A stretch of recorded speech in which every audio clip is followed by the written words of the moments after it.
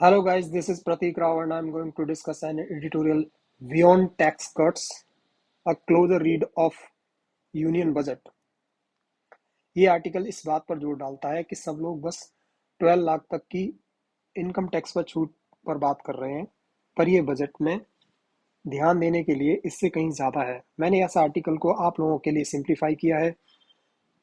Income tax, इसमें 12 लाख की personal income पर टैक्स में छूट है, लेकिन सैलरीड लोगों के लिए ये 12.75% लाख है, पर ये आफ्टर स्टैंडर्ड डिडक्शन। ठीक है। मल्टीप्लायर इफेक्ट, ये जो छूट दी गई है, या ये कहें कि इनकम टैक्स का जो जीरो इनकम टैक्स का जो स्लैब बढ़ाया गया है, ये जो है बूस्ट कंजम्पशन, मतलब सेल को बढ़ाएगा देश में, सेविंग्स को बढ़ाएगा और इन्वेस्टमेंट को भी बढ़ाएगा।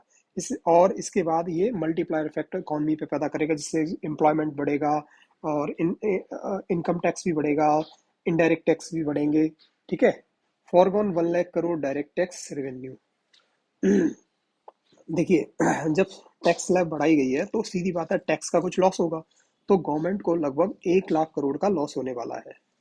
ठीक है। कितना? 1 लाख करोड़ का लॉस होने वाला है। That could be utilise for developmental initiatives. ठीक है। ये जो है कुछ डेवलपमेंट इनिशिएटिव्स के लिए, वेलफेयर स्कीम्स के लिए यूज किया जा सकता था। अब सेकंड कैट है फिजिकल कंसोलिडेशन रेवेन्यू प्रोजेक्शन। देखो, इसमें टारगेट रखा गया है फिजिकल डेफिसिट का 4.4% of GDP for financial year 2026। Physical deficit क्या होता है? जो नए स्टूडेंट है उनके लिए मैं बता दूं, गवर्नमेंट का जो टोटल एक्सपेंडिचर होता है, उसमें से टोटल जो इनकम रहता है उसको अगर माइनस करेंगे तो फिजिकल डेफिसिट आता है। ठीक है। तो इसको अचीव करने के लिए क्या टारगेट रखे गए? 11.2% growth in total tax revenue. बात करी गई कि टोटल टैक्स रेवेन्यू को हम इंक्रीज करेंगे। 14.4% increase in tax income tax collection. New assets monetisation plan. अब ये असेट मोनेटाइजेशन प्लान क्या होता है? जो गवर्नमेंट की प्रॉपर्टीज हैं उनको बेच देते हैं, उसको मोनेटाइज कर देते हैं, या तो मतलब या तो उसमें शेयर होल्डिंग बेचते हैं या पूरी तरह से प्राइवेट कर देते हैं। तो इसको क्या बोलते हैं? Asset monetisation plan. ये पास्ट में कई सारे एफर्ट किए गए वो, लेकिन अंडर परफॉर्म रहे। जो टारगेट रखा गया है वो अचीव नहीं हुआ है। और दूसरी चीज ये भी देखनी होगी कि इनकम टैक्स की जब स्लैब को बढ़ाया गया है, तो ये 14.4% ये एकदम से कंट्राडिक्टरी है। ये कैसे अचीव होगा? ठीक है।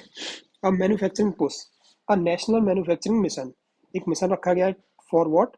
For make in India support. ठीक है। मेक इंडिया स्कीम पता होगी कि इंडिया में मैन्युफैक्चरिंग को बढ़ावा देना।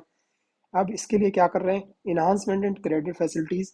हम जो है क्रेडिट फैसिलिटी को बढ़ा रहे हैं, लेकिन कुछ कंसर्न्स रहेंगे।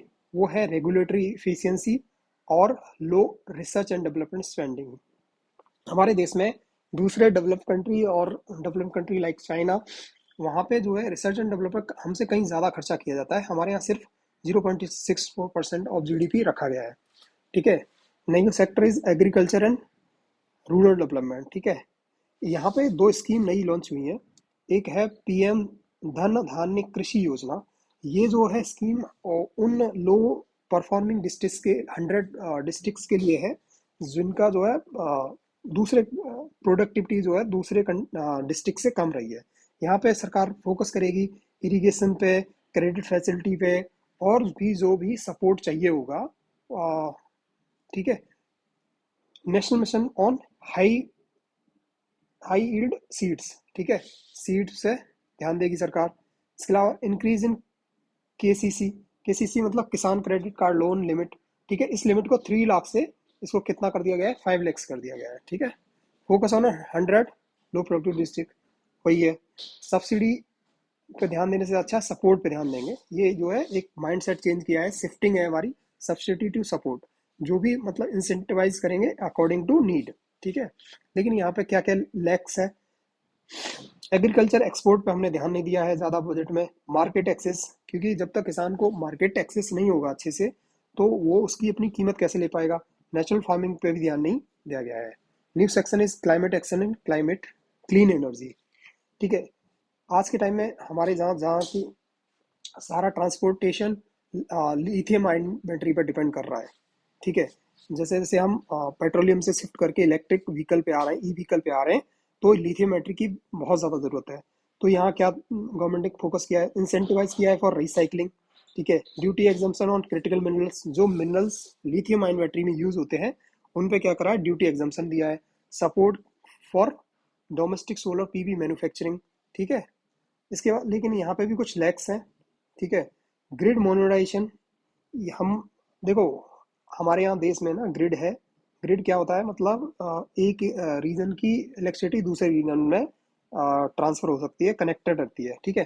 तो उसके मॉडर्नाइजेशन पे इस बजट में कोई भी ध्यान नहीं दिया गया है।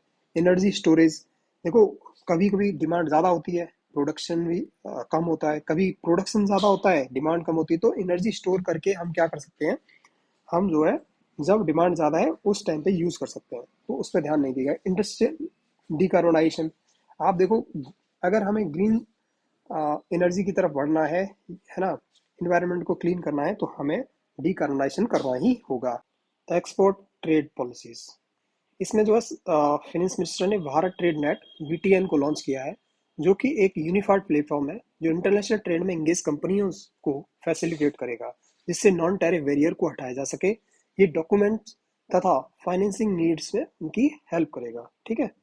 फिर export credit support for MSME, इसके अलावा ध्यान दिया गया है क्रेडिट सपोर्ट एमएसएमई, जो एक्सपोर्ट में एमएसएमई इन्वॉल्व है तो उनको जो है क्रेडिट सपोर्ट दिया जाएगा। Growth in service export continue but export diversion remain weak, देखो हमारे देश से ना बहुत ज़्यादा सर्विस एक्सपोर्ट करी जाती है, चाहे वो बीपीओ के थ्रू हो, चाहे वो हमारा इंडियन डायस्पोरा दूसरी कंट्री में जाके काम करता हो, लेकिन इसमें डाइवर्सिफिकेशन की ज़रूरत है। क्यों? क्योंकि किसी भी कंट्री की ना पॉलिसी एकदम से चेंज हो सकती है, जैसे कि अभी हमने रिसेंट में देखा यूएस ने अपनी है ना पॉलिसी चेंज की है, तो इसीलिए डाइवर्सिफिकेशन होगा तो क्या है ना, वो प्रॉब्लम नहीं रहेगा, एक एक ही कंट्री पे हम डिपेंड नहीं कर सकते, ठीक है। इसके अलावा देखो कुछ कंसर्न्स है, वो है रुपी डेप्रिसिएशन, है ना, लगातार रुपया हमारा डेप्रिशिएट कर रहा है, ये भी एक मेजर कंसर्न है। इसके अलावा जो है डिक्लाइनिंग फॉरेक्स रिजर्व, हमारा देखो अभी कुछ साल पहले हमारा फॉरेक्स रिजर्व काफ़ी ज़्यादा था, अभी वो काफ़ी कमज़ोर हो रहा है, ठीक है। अब इसको कंक्लूड कैसे किया है आर्टिकल ने, आर्टिकल कहता है कि देखो budget aims to balance growth and physical discipline but long term sustainability remain a concern, क्योंकि इसमें जो लैक है, जो लैकिंग पार्ट जो आर्टिकल ने मेंशन किया है, वो कहीं ना कहीं लॉन्ग टर्म सस्टेनेबिलिटी के लिए जरूरी है, ठीक है। Execution and mid course correction will be key to achieving this ambitious targets, ठीक है। तो जैसे जैसे प्रोग्रेस करते हैं वैसे वैसे आगे चल के इसमें अगर कुछ भी चेंजेस की जरूरत है तो उसके द्वारा ही हम अपने टारगेट्स को अचीव कर सकते हैं, ठीक है। तो ये आर्टिकल था। अब इससे रिलेटेड एक क्वेश्चन मैं दे रहा हूँ आपको, इसको जो है आप टेलीग्राम ग्रुप में, जो कि अभी मैं आपको नीचे लिंक अवेलेबल कराऊंगा, उसमें आपको ये क्वेश्चन देना है, evaluate the statement the budget 2025-26 aim to balance growth and physical discipline but long term sustainability remain a concern. Thank you for watching.